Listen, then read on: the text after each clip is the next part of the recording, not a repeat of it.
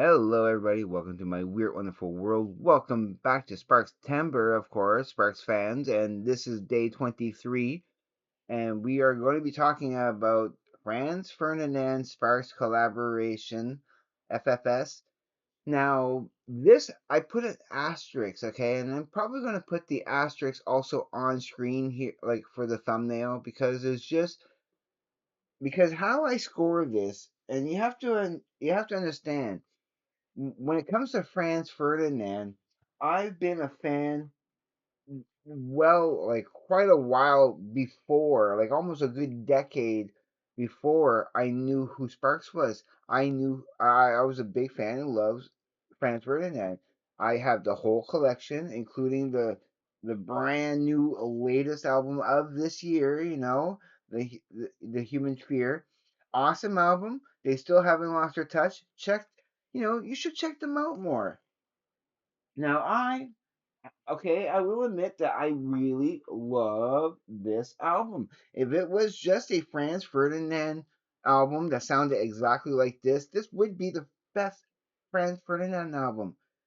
And when it comes to, the Sparks' part, it's I can't completely put it in with the Sparks like last year, okay? Like last year. That's where it landed on there. The FFS got to number 5. You can see clearly here it got more points at the 9.625, right? It got the most points, and how much I enjoyed it, but I couldn't necessarily give it the top ranking, because it's half and half. It really is more half and half. This time when I heard it on the headphones last night, I was really listening intently, like trying to ignore the Franz Ferdinand vocals and listening more and seeing how much there is of Russell on there. And you know what? It kind of like I wish I would have had some stopwatches and start every time that like the right hand would be Russell and the left hand would be Franz Ferdinand, and every time one would sing I would just time that, and when they're both singing I'd be timing them both at the same time, so I'd be listening intently for each. And I this time around it sounded more even. It did. It really did. So I have to give it props with that. And also again, I was also really intently listening for as much of that Ron Flair with the keyboarding. How much of that keyboarding really pokes through that certain brand of rock that when you're comparing it to hmm, I'll get to the score in a moment, but when you're comparing it to the stuff from Franz Ferdinand, it had that, because Franz Ferdinand has a certain flavor. I say I consider them a more of a, and I said this last year, that they're more of a one note pony. I love Franz Ferdinand. They're probably up there in my top 20 to 30 favorite bands of all time, because I do love all their stuff. You know, that's a hard list to really make, my top 30 favorite bands of all time. But but yeah, I do love Friends Ferdinand. It's really hard to place it. I know this list is going to be different this year when I tally everything up at the end of the month. But okay, let's get into the ranking just to get this over and done with. And like I said, it had like put a big asterisk next to it, because like I cannot like consciously rank it as the best, or or where it should be in the list, because it's not all it's not all Sparks. If that was all Sparks, if this was all Sparks that did this and it sounded like this, it would go to issue to the top. I'd be thinking to myself, wow, that sounds a lot more like Franz Ferdinand. I love that. And yeah, but it's not like that. But it's just to go to show, okay, that The asterisk refers to how much I love it, but I'm just rating. I'm only really kind of ranking at the end of the month, ranking where Sparks, on only Sparks, places that in there. You know, it's a whole weird calculation.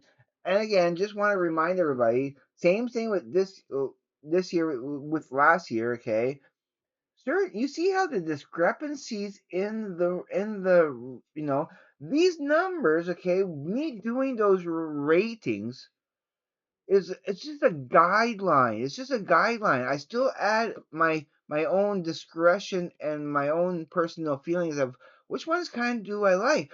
Why do I like propaganda so much? It's because of the first time I heard it and the experience, the first few times that I heard it, how much I was loving it, how much I was really getting into, especially the songs Reinforcements and BC. Those two songs for me stuck out like a sore thumb as representing some of the they for me at the beginning were what I would consider the quintessential Sparks flavor. That they are the songs that has some of the most whimsical, some of the most left field, and some of the most innovative lyrics and arrangements that I've heard at that time. And so it was it held a special place for my heart in my heart. Okay, did I show you the score yet? Oh, I have. Okay, let's go. Let's go then. Yeah, definitely some improvements.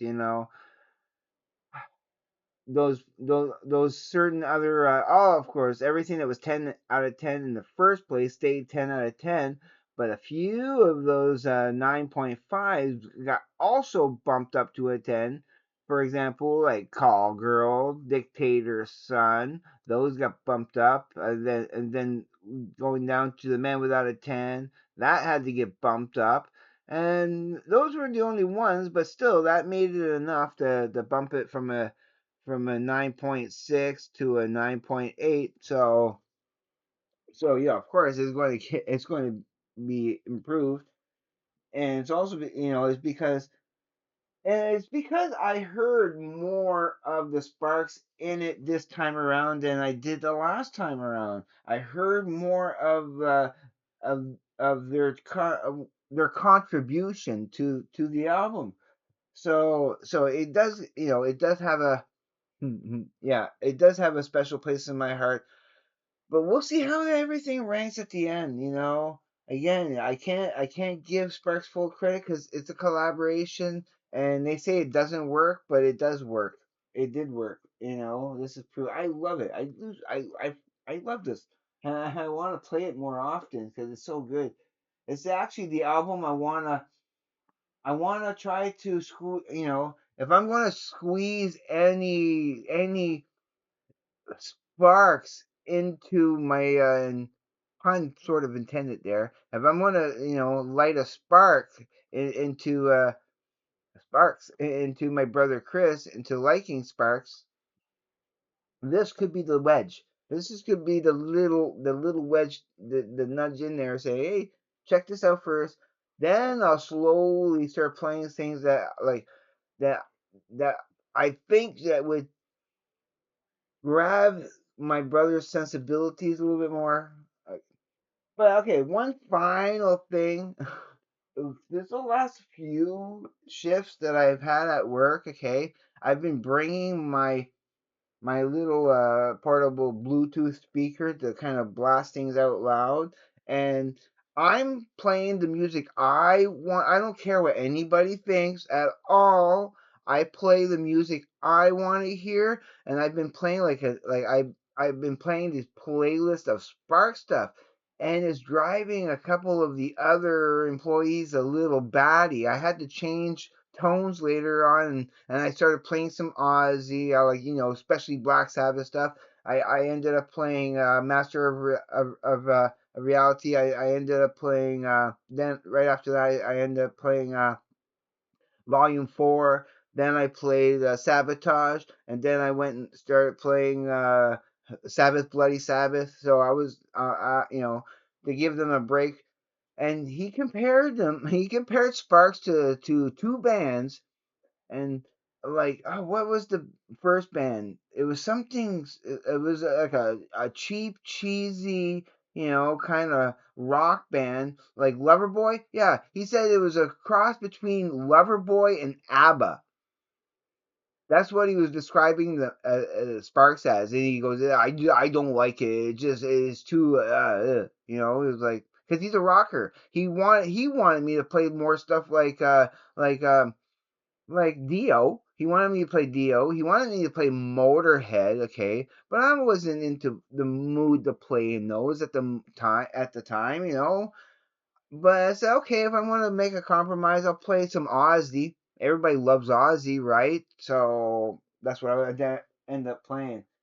But I didn't try to bother explaining to them that the reason why I'm playing all the Sparks is because I'm doing Sparkstember this year, and I'm playing as much Sparks on the side as I can. Also, not depriving myself and not saying that I can't play more Sparks because I ended up, this weekend, the last couple of days playing Mad, and it's not cheating. I'm not like getting myself a head start on that. Well, I am, but I'm not.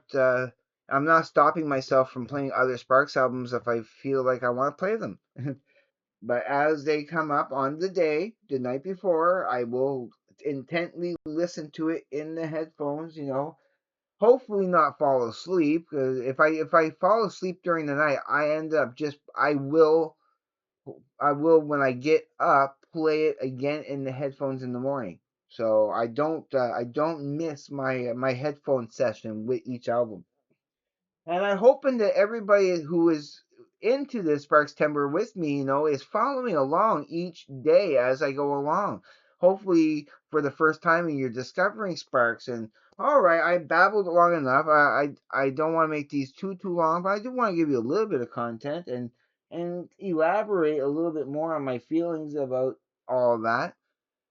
But I love you all out there. If you are considering subscribing to me, watch other videos first. Please make sure that you're going to love and enjoy my you're all welcome here, but I want to make sure people get me and understand what type of content that I'm trying to do here and and make sure that you like my content first before you just willy-nilly subscribe to anybody. Make sure you're going to like their content.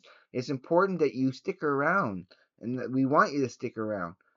All right, everybody just hit the like button because I love that and leave me comments because I also love hearing from you. I will do my best to get to your comments when I can. I love doing it, and when it becomes too unwieldy and I become a little bit too popular, we'll see how that ends up. But as long as I'm able and I see it and I can, I'm always going to respond back to you guys. All right, everybody, you know what I'm going to say? Just to be safe, take care. I will see you on the flip side. And please, everybody, just have a great day, evening, morning, night, afternoon, wherever you may be.